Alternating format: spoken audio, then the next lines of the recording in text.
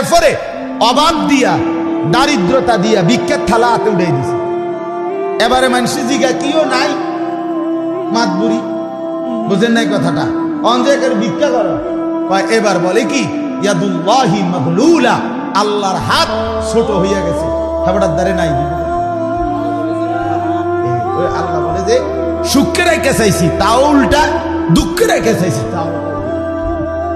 এই অজাত এরকম নিকৃষ্ট। আমার বন্ধু জুলুম কেমন ছিল তাদের? জুলুম ছিল এত নিকৃষ্ট, জালেম।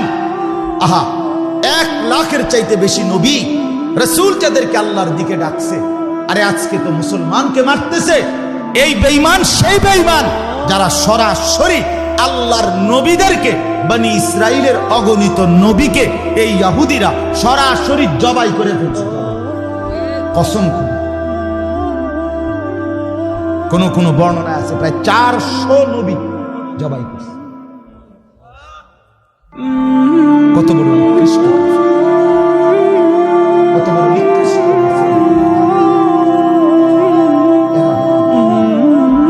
পৃথিবীর সমস্ত বদভ্যাস, মন্দ গুণ, পৃথিবীর সমস্ত সুদী কারবার, সুদী মহাজন, আন্তর্জাতিকভাবে সারা বিশ্বব্যাপী যত সুদী কারবার, সবগুলো মূল প্রবক্তা, উদ্যোক্তা ইহুদি। আমরা বইতে পড়ছি ইহুদিরা আপনার সুদ দিছে, সুদের টাকা শোধ করতে পারে নাই দেখা ওই বেটার, আমি নিজে পড়ছি কিতাবে, ওই বেটার গোশত শরীরের থেকে কাইটটা সুদের টাকা দিয়ে উঠাবে, ভাই খারাইয়া উঠাবে, এই অপদার্থ খারাই উঠাবে, খারাই উঠাবে না।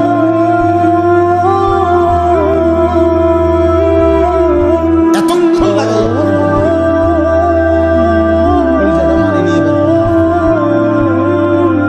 আপনাদের বিবেকে কি বলে বলেন না বাস? আমি এতক্ষণ লাগাইয়া তারে বলছি, এরপরে কি আর দুঃখটা মানে সে এখানে বসে বসে ঘুরে ঘুরে ভিডিও করছে, মানুষগুলো চোখে কি ফায়দা?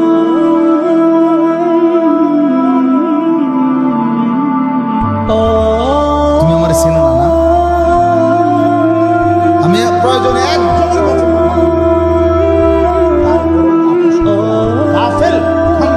বলতে রাজি না।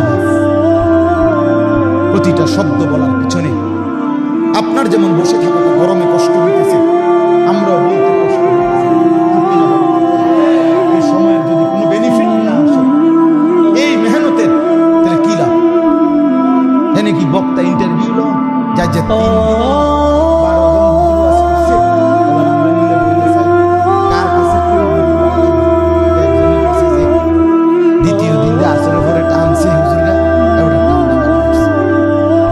প্রথম দিন যে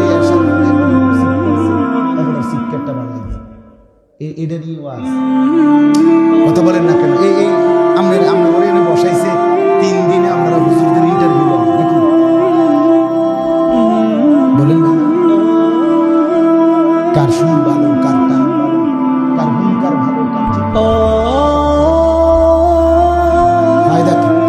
মনে করেন যার সুর আছে, আমরা ওরাতে সুরটা অর্ধেক টাকা দিয়ে কথা বলেন না কেন? আপনি পারবেন কিছুটা? যার চেহারা সুন্দর, তো আমার কালো চেহারাটা আপনার লোক একটু ডলা দেন। কথা বলেন, ঠিক আছে, আল্লাহ তোমার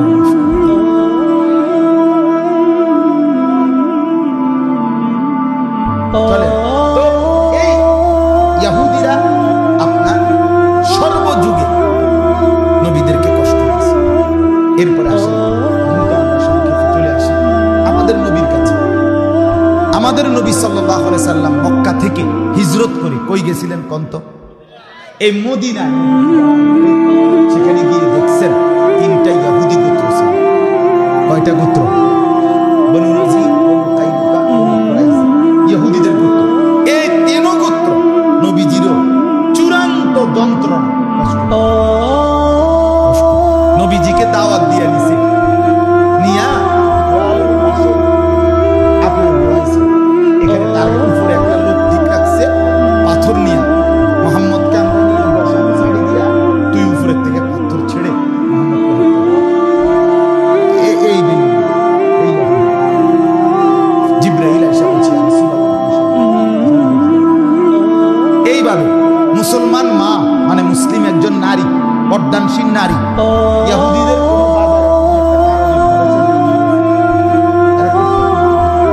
এই মুসলিম মার বোরকার পিছন দিয়া এক শয়তান ইহুদি রশি দিয়া কাপড়ের মধ্যে বোরকার পিছনের অংশে কাপড় বাঁধিয়ে দিয়েছে, রশি দিয়া পিছনে টান দিয়ে ধরে রাখছে।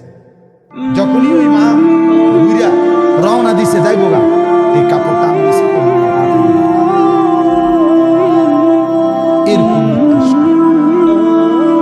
মানে সর্বযুগে পেলাম না।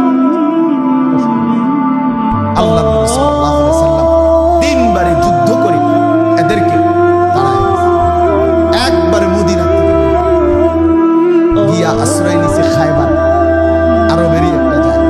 সপ্তম হিজরিতে নবীজি আবার যুদ্ধ সেখানে গিয়ে সেখান থেকেও তাদেরকে পরাজিত করে তাদের পুরুষ যোদ্ধা হত্যা করছে, বাকিগুলারে আবার সিটটা মুক্ত খায়বার থেকে ছন্ন ছাড়া হয়ে গেছে। নবীজি মৃত্যুর পূর্বে একটা ভবিষ্যৎবাণী করে গেছিলেন, বলে গেছিলেন আখরিজুল ইয়াহুদা মিন জাজিরাতিল আরব, আরবের সীমানা থেকে ইহুদিদেরকে বের করো। হযরত ওমর যখন দ্বিতীয় খলিফা হইছেন, ইসলামের দ্বিতীয় খলিফার নাম কি?